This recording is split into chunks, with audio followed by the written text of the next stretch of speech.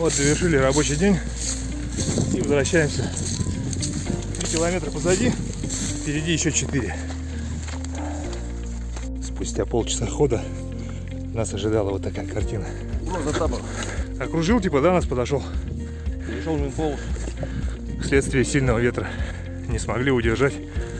Теперь наша задача как можно быстрее добраться до полевого лагеря, окопать его и произвести отжиг. Подутомился я изрядно, скрывать не стану, тем более с непривычки. Ну вот, наконец-то мы добрались, а так как мы, сменив дислокацию, конечно же, лагерь не разбили, нас сразу кинули на фронт работы. Остается разобрать все эти вещи, перенести их на место стоянки и желательно все это успеть сделать до заката солнца, чтобы не возиться в темноте.